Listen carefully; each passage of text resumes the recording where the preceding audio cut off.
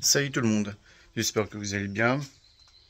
Comme vous avez vu précédemment, on a fait tout qui est défaut majeur et tout ça pour passer le CT. Et j'ai passé le CT, j'ai eu la contre-visite, du coup le CT c'est bon. Du coup aujourd'hui on va s'occuper de tout qui est vidange, enfin on va dire l'entretien vidange, filtre à air, filtre à gasoil et tout ça et voilà. Du coup on va tout faire tout ça tranquillement sous un beau soleil et on va commencer.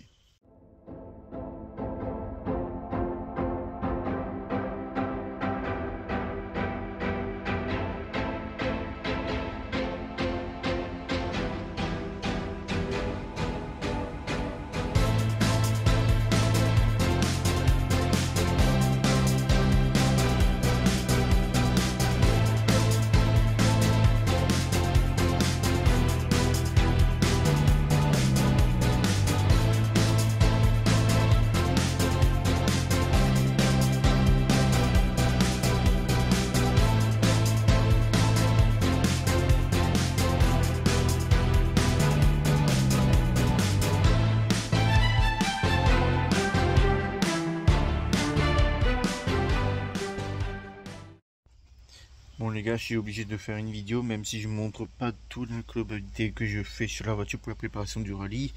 Mais ça, faut que je monte absolument parce que c'est pas possible. Je suis en train de vidanger le liquide au refroidissement parce que j'ai vu que le liquide est orange. La rouille, on va dire, de la couleur rouille, c'est mieux. Je vais vous montrer. Vous voyez là, il est tout pissé. Et je vous montre le bocal. Regardez. C'est pas normal les gars. Regardez, je gratte un peu là. Donc vous voyez bien là maintenant je vais complètement enlever le bocal de liquide au refroidissement, le radiateur aussi je le sors. On va voir ce qu'il y a dedans. J'espère que c'est pas la même chose que le bocal parce que sinon j'aurai beaucoup de travail et j'ai prévu toutefois dans tous les cas de purger tous les systèmes de liquide au refroidissement. Au moins je suis tranquille pendant le rallye. Mais faites attention que vous mettez comme liquide au refroidissement dedans parce que moi j'essaie qu'il remplisse à l'eau parce qu'il n'avait pas d'autre choix. Du coup, voilà. C'était juste pour vous montrer un peu le bordel qu'il y a sur la voiture et voilà. Bon, je vous laisse, moi je vais continuer à travailler en espérant que la voiture elle sera plus ou moins finie. Changer un peu la ligne d'échappement, pas toute la ligne. Je vais par exemple changer la sortie et un des silencieux. On va peut-être supprimer pour faire un peu plus de bruit. Et la sortie, j'ai envie de faire un petit truc drôle.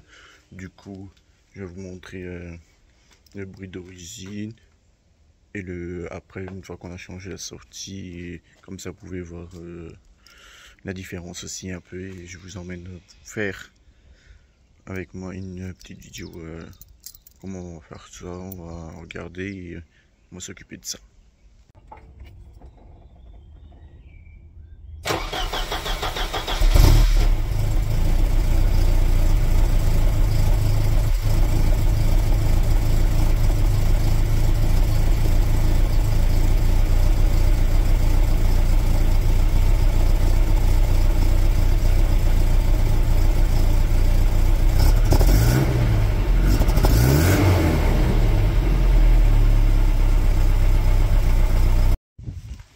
Du coup, la belle petite sortie, j'ai voulu faire une sortie un peu de travers, un peu vers le haut. Comme ça change comparant à l'origine et c'est plus fun, on va dire. Et du coup, le travail. Ici, il y a un coude qui a été rajouté pour qu'on puisse mettre le silencieux de travers. Et du coup, et on a soudé, il est soudé ici. Et c'est mon travail. Le silencieux, je l'ai laissé. Du coup, ce qui fait en sorte que je fais pas trop de bruit, mais ça change déjà un peu. Et on est aussi resté en 63 mm par contre. Parce que si à la sortie, là, on a du 63. Si là, j'aurais voulu par exemple du 73 ou du 76, il y aurait eu trop de jeu et ça aurait été un peu plus compliqué à faire en sorte que ce soit vraiment intact et que ça bouge pas. Et là, voilà, il n'y a rien à dire. Et par contre, ici, il a démonté et à l'intérieur du silencieux là-dedans, il a mis un tube, c'est comme si on avait une suppression de silencieux, mais on ne voit pas parce qu'on a toujours de silencieux.